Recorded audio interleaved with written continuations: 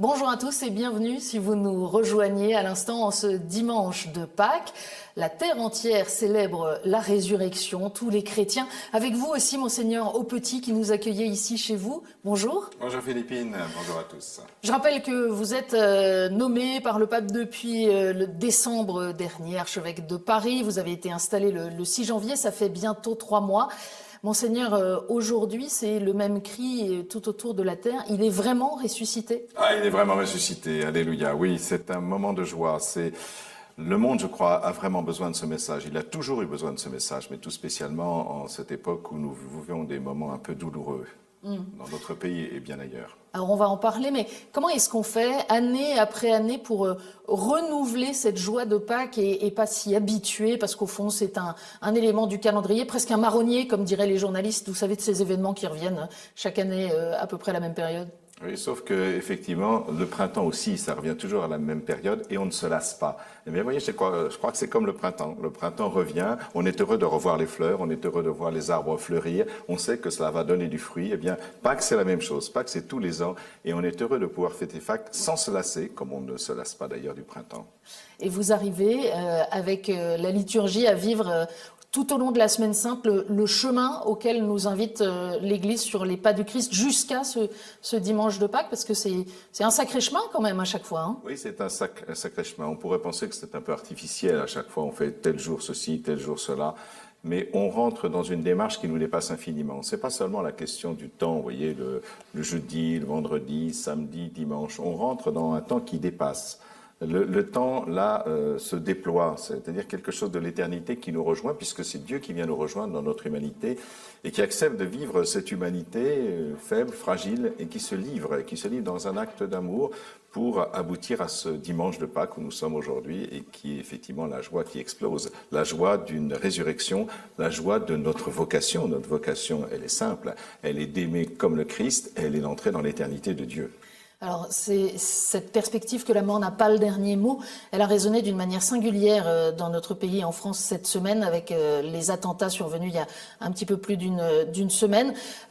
Puissance de mort manifeste qui éclate une fois de plus dans notre quotidien. Et puis, en même temps, puissance de vie, j'ai envie de dire, avec l'extraordinaire témoignage, notamment du colonel Beltrame. Oui, en fait, ce qui est étonnant, ce qui a bouleversé les gens, c'est qu'en fait, il a sacrifié sa vie. Et c'est de plus en plus rare, des gens qui sacrifient leur vie pour une cause, et la cause, c'est de sauver une autre vie. Et comment ne pas penser au Christ, justement, qui donne sa vie pour le salut du monde. Ma vie, nul ne la prend, c'est moi qui la donne. C'est bien ce qu'a fait le colonel Beltrame. Il a donné sa vie, alors on n'allait pas forcément lui prendre, mais enfin il risquait sa vie pour sauver une autre vie. Et voilà, c'est exactement la démarche du Christ. C'est pour ça que nous, ça nous touche spécialement, nous chrétiens, évidemment, une tel type de démarche. Et ça touche aussi nos contemporains, nos concitoyens, ceux qui ne sont pas chrétiens, mais qui au fond ont encore cette culture chrétienne qui leur rappelle qu'il y a quelque chose de plus grand que nous, plus grand que l'égoïsme. C'est le fait de donner sa vie, et que donner sa vie, c'est l'acte suprême d'amour. C'est ce que vous aviez choisi comme devise de prêtre. Oui. J'étais très touché, évidemment, par cette phrase de Jésus que rapporte l'évangile de Saint Jean. Il n'y a pas de plus grand amour que de donner sa vie. Parce qu'à un moment, il a fallu que je donne la mienne. Vous savez que moi, j'étais très heureux comme médecin. Je pensais me marier, fonder une famille, etc. Et donc, je savais que je remettais ma vie et que ma vie ne m'appartenait plus. Donc, c'est ça. Pour pouvoir donner sa vie, il faut un amour plus grand. Ça peut être vrai aussi dans le mariage, entre parenthèses. Mais là, c'était bien. Ce qui m'était demandé à ce moment-là, c'est est-ce que tu m'aimes jusque-là ? Et donc, voilà, que ta volonté soit faite. Et c'est vraiment l'acte par lequel on s'abandonne. C'est pour ça que cette phrase m'a marqué. Et il n'y a pas de plus grand amour que de donner sa vie pour ceux qu'on aime. Vous espérez une fécondité particulière pour la France de ce témoignage à la fois du chrétien et du soldat qu'a donné le colonel Beltrame?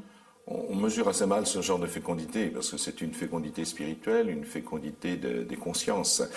Et je crois que le fait d'un acte pareil, qu'on qualifie d'héroïsme, c'est ce qu'on a vu dans tous les journaux, eh bien cet héroïsme touche les gens. Ils se disent, bien, au fond, quand on voit un exemple comme ça, on se dit, mais pourquoi pas moi? Et ça touche les gens, je crois, parce que c'est un exemple. Et on le montre comme un exemple. On ne va pas montrer les terroristes comme exemple. On montre le colonel Beltrame et l'acte qu'il a posé. Monseigneur, parmi les débats qui agitent notre pays depuis plusieurs semaines déjà, et pour encore un moment, les débats autour des questions bioéthiques, alors elles sont très vastes, on le sait, et on ne va pas aujourd'hui traiter de chacun des chapitres, mais j'aimerais avoir votre regard d'abord sur la manière dont se déroule ce débat. Avez-vous le sentiment qu'il y a véritablement un débat national, que les Français sont engagés dans cette réflexion aujourd'hui ? Je ne suis pas sûr que la majorité des Français soient engagés. Alors il y a des débats, effectivement, il y a différents lieux en France où il y a ces réunions où les gens peuvent s'exprimer. Mais en quoi sont-ils concernés? Je crois que la plupart de nos concitoyens pensent que, bah oui, de toute façon, on n'y comprend pas grand-chose, et puis pourquoi pas, c'est le sens de l'histoire. Or, nous, notre rôle, c'est d'éveiller les consciences. Nous ne sommes pas là pour faire des lois. Les lois, ça appartient effectivement au gouvernement et au gouvernement élu. Mais nous, ce que nous avons à dire, c'est qu'il y a une question qui se pose. Comment on passe du pourquoi pas, après tout, à il y a quelque chose qui se pose, il y a une vraie question, il y a quelque chose de grave qui engage la société dans laquelle nous voulons vivre. C'est d'ailleurs le thème des États généraux, c'est quelle société voulons-nous ? Alors, est-ce que c'est le meilleur des mondes, c'est-à-dire un monde sur lequel, effectivement, l'homme n'a plus d'humanité, c'est-à-dire que le plus vulnérable n'est plus protégé, ou bien est-ce que c'est un monde où l'homme prend une place extraordinaire, c'est-à-dire que c'est justement parce que les plus faibles auront une place extraordinaire que l'homme saura aussi conserver la nature, la création dont il est dépositaire. Vous n'avez pas le sentiment parfois que sur ces sujets, et pas depuis cette année, mais depuis quelques décennies, les chrétiens crient un peu dans le désert par rapport à la manière dont les choses évoluent, en tout cas dans les pays occidentaux? Oh non, pas du tout. Non, non, moi j'ai dû être ordonné le jour de la Saint-Jean-Baptiste, celui qui crie dans le désert. Mais il a tellement crié dans le désert que 2000 ans après, on entend encore sa voix, vous voyez, alors qu'il y a des tas de gens qui ont sans doute fait des discours magnifiques, qui étaient très entendus à leur époque, mais aujourd'hui, on ne sait plus ce qu'ils ont dit. Donc non, moi je crois qu'il faut dire une parole. Si cette parole est juste, vous inquiétez pas, elle finira par aboutir. Même si ce que nous disons aujourd'hui, cet essai de réveiller les consciences que nous avons, attention, il y a des questions qui se posent sur chacun de ces sujets, c'est grave parce que ça engage notre humanité, ça engage l'avenir des enfants, ça engage ce que nous sommes en train de construire.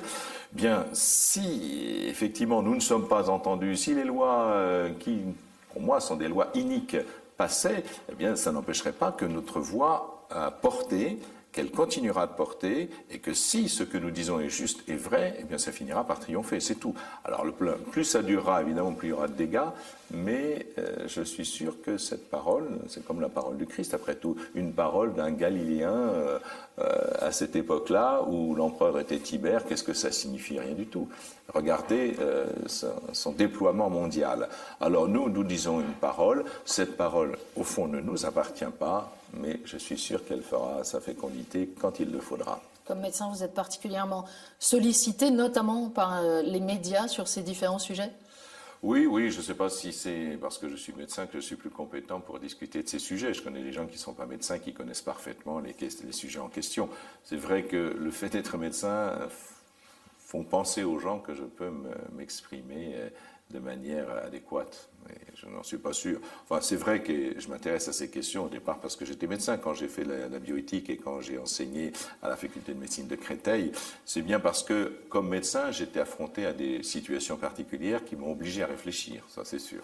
Notre capacité collective à faire de la place aux plus fragiles, à ceux qui ne sont pas dans la performance, que ce soit les tout petits, les très anciens, ceux qui sont porteurs de handicap ou qui sont malades. Est-ce que vous avez le sentiment que ça rejoint au-delà du cercle des chrétiens aujourd'hui? Je pense à la jeunesse, par exemple. Oui, j'en suis sûr, parce que quand on parle aux jeunes, quand je rencontre les jeunes, ils disent mais qu'est-ce qu'on peut faire pour les malades, pour les pauvres, etc. On sent bien qu'il y a une générosité chez les jeunes. J'étais aussi aumônier de jeunes. Eh bien, les choses qui marchaient chez les adolescents, il y a 3 choses qui marchent, c'est la prière, le service des pauvres. Alors j'en avais envoyé à Trousseau chez les enfants malades, j'en avais envoyé à la Mie de Pain pour s'occuper des personnes de la rue, etc. Ils étaient super enthousiastes. Alors en plus, ils m'accompagnaient, on mangeait avec les SDF, etc.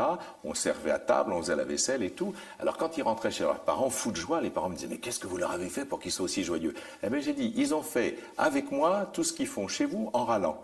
Mais avec moi, ils l'ont fait en chantant, ça change tout. » Donc voilà, en fait, on sent quand même qu'il y a une prédisposition, une vraie disposition de la jeunesse à s'occuper des vulnérables, des pauvres. Et c'est un discours qui passe auprès des jeunes.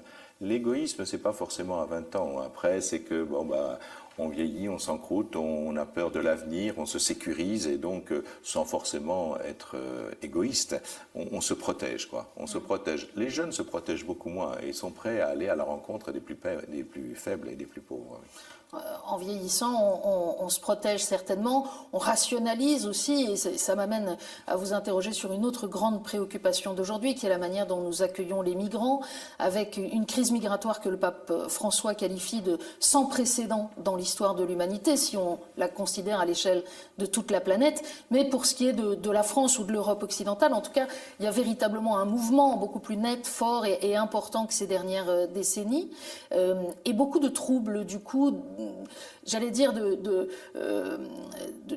paradoxe chez les catholiques, qui voudraient bien être fidèles à l'accueil, et puis qui en même temps se disent ça va pas marcher, on n'y arrive pas, il y a de la peur, il y a de l'insécurité, il y a le doute que ça soit possible même, tout simplement.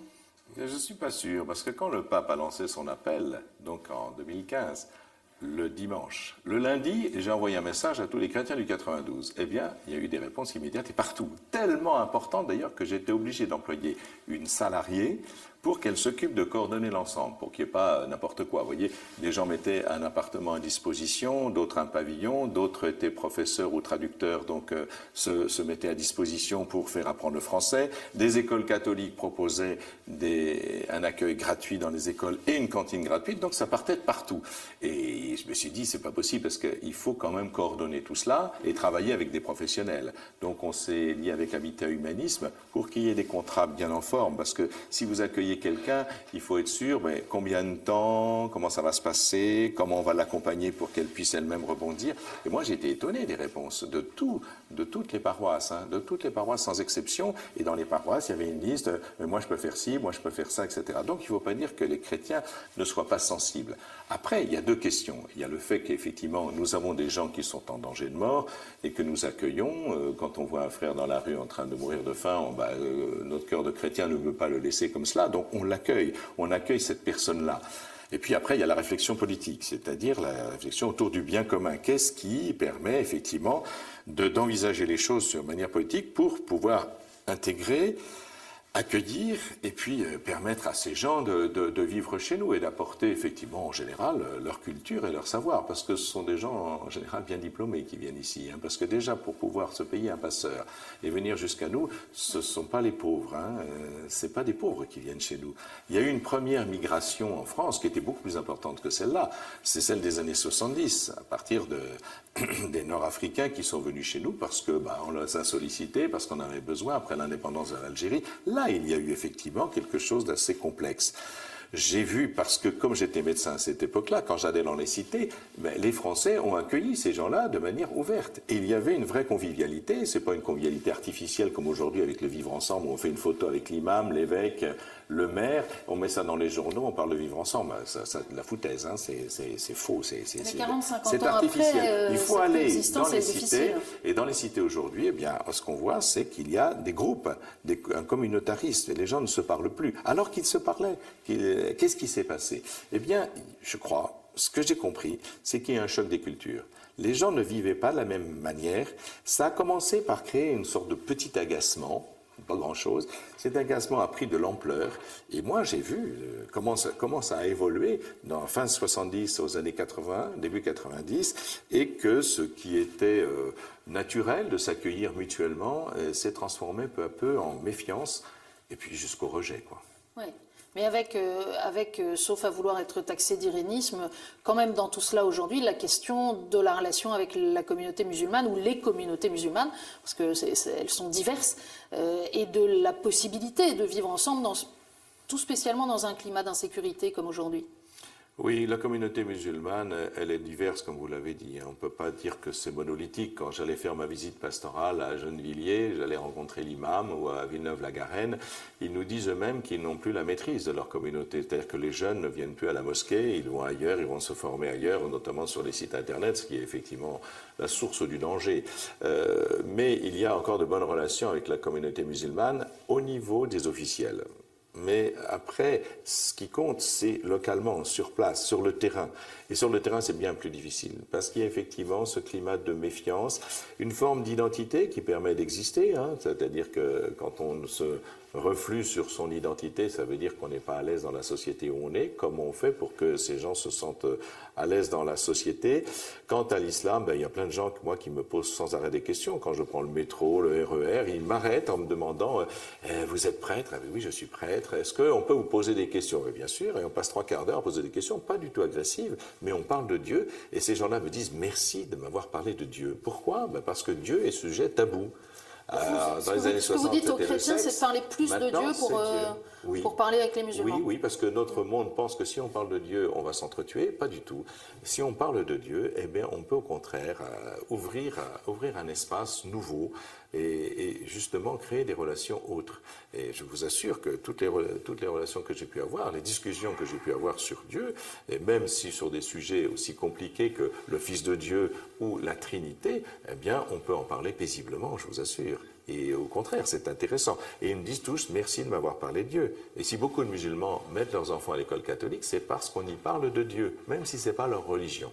Ça, c'est étonnant. Donc, vous comprenez quand même, Monseigneur, ceux qui ont peur, ceux qui s'inquiètent de la disparition de la vieille culture chrétienne, française, dans le grand tout d'aujourd'hui, et face à un islam qui a l'air conquérant. Oui, mais il ne l'est pas du tout. Je pense qu'il y a un vrai malaise au niveau de l'islam. En parlant avec des spécialistes qui, effectivement, sont au niveau de la religion dans certains ministères et qui regardent ça de près et qui connaissent bien la question, puisqu'ils ont été effectivement dans ces pays-là, il y a une inquiétude chez les musulmans par rapport à l'émergence de tas de questions qui se posent aux musulmans eux-mêmes. C'est-à-dire que qu'est-ce que notre religion? Vous savez tout ce qu'on a pu passer nous-mêmes sur la recherche historico-critique de la Bible. Et toutes ces questions-là, bien commencent à les mettre en réflexion et peut-être mal à l'aise. Aujourd'hui, l'islam n'est pas conquérant, contrairement à ce qu'on raconte. D'ailleurs, s'il ne serait pas si violent s'il était conquérant. Comment rejoindre alors la désespérance de cette jeunesse aspirée par vraiment une proposition de mort, on peut le dire? Ah ben oui, complètement. C'est-à-dire comment on peut effectivement transformer un cerveau humain en cerveau de mort, c'est-à-dire de penser que de mourir soi-même et de faire mourir les autres peut être quelque chose qui est voulu par Dieu, qui est la création et la source de toute vie. C'est absolument contradictoire. Comment on peut en arriver là? Parce que faut bien dire, les esprits sont formatés et il n'y a plus la possibilité de penser.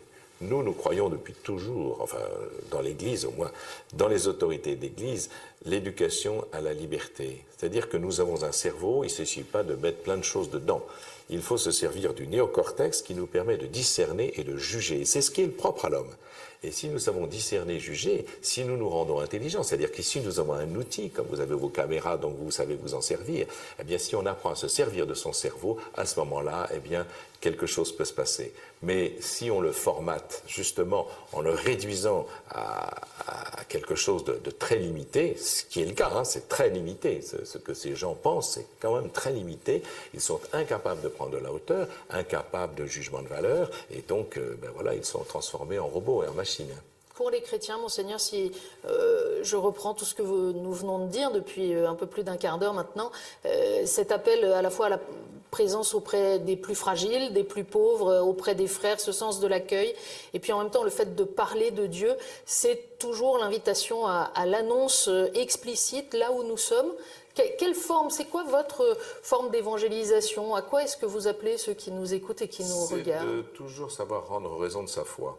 Vous savez, j'expliquais hier, quand vous prenez le métro, soit vous vous planquez derrière votre smartphone pour bien montrer que vous n'êtes pas disponible de votre journal, ou vous faites une tête épouvantable en pensant à tout ce que vous allez vivre, et donc les gens voient bien qu'on ne peut pas vous parler. Par contre, en revanche, si vous avez un visage avenant, souriant, qu'on sent qu'on peut vous aborder, les gens vous abordent. Et vous abordent, et c'est peut-être comme ça que se fait l'évangélisation, en montrant que vous êtes prête, est-ce que je peux vous poser des questions? Il n'y a pas que les musulmans qui font cela.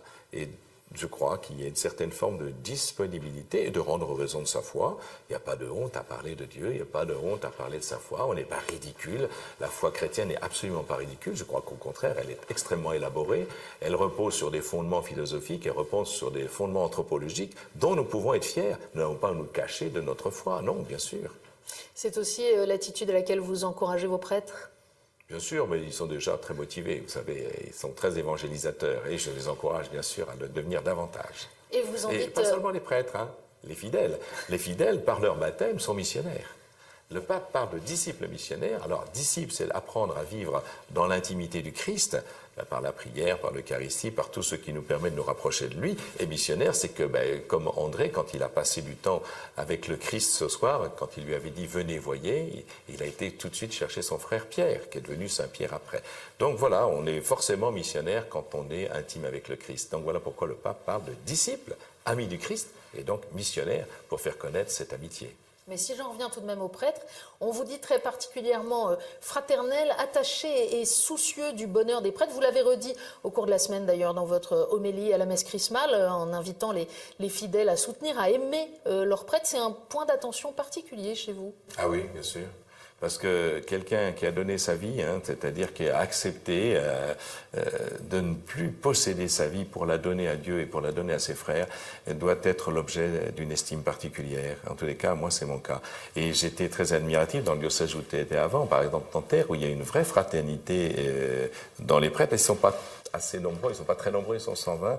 Et donc, il y a toutes sortes de sensibilités. Il y a des jeunes, des vieux, il y a des jeunes en soutane, il y a des vieux en basket troué, etc. Peu importe. J'ai senti là une véritable estime fraternelle. Et ça, c'est très important. Vous parlez de Nanterre, mais vous l'avez retrouvé à Paris ? Oui, aussi. Mais Paris, ils sont 550.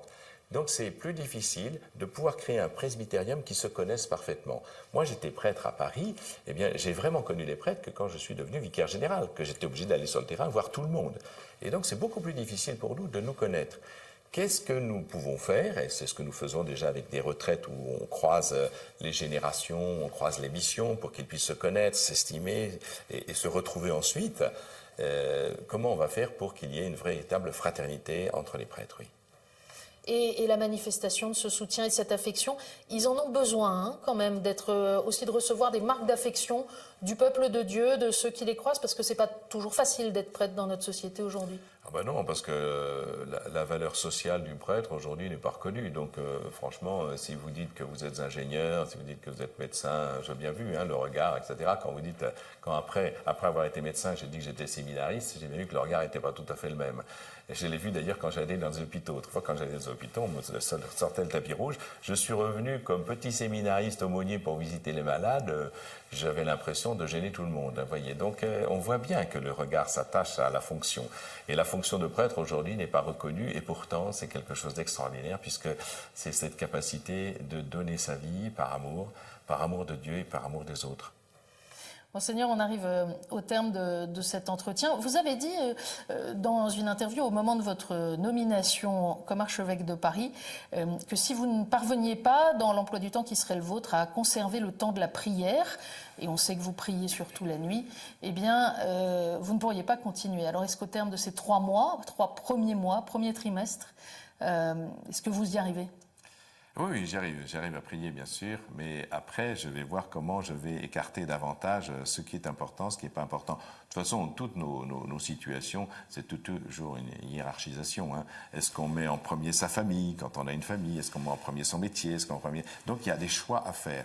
Ces choix, au fur et à mesure, je vais les faire. Mais je ne les fais pas tout seul, je les fais aussi avec l'entourage, parce qu'il ne s'agit pas simplement de se dégager, puisque si on se dégage, ça veut dire qu'on va charger quelqu'un d'autre. Donc on ne peut le faire que tous ensemble, bien sûr. Si vous aviez un vœu pour Pâques à formuler pour ceux qui nous regardent en France mais aussi ailleurs, puisque vous savez qu'Athéo est suivi également en Belgique, en Suisse, ou en Afrique et un peu partout dans le monde, quel vœu voudriez-vous formuler à ceux qui nous écoutent en ce moment ? Eh bien, d'être heureux, tout simplement, d'accueillir la joie de Pâques. C'est pas seulement un mot. Parce que cette joie que donne le Seigneur, moi, je l'ai ressentie le jour exactement. Je me rappelle, j'étais dans ma salle à manger le médecin, je suis tombé à genoux, j'ai dit que ta volonté soit faite, en sachant que, à cette fois, ça ne m'appartenait plus et c'était un peu effrayant, mais en même temps, j'ai reçu une joie incroyable. Et cette joie ne m'a pas quitté. Elle ne dépend pas des épreuves, elle ne dépend pas des événements extérieurs, elle ne dépend que du don de Dieu. Et ce don de Dieu est donné à tous. Alors que tous le reçoivent, c'est tout ce que je demande. Monseigneur, merci. Merci à vous. Et joyeuse Pâques. Merci, de même.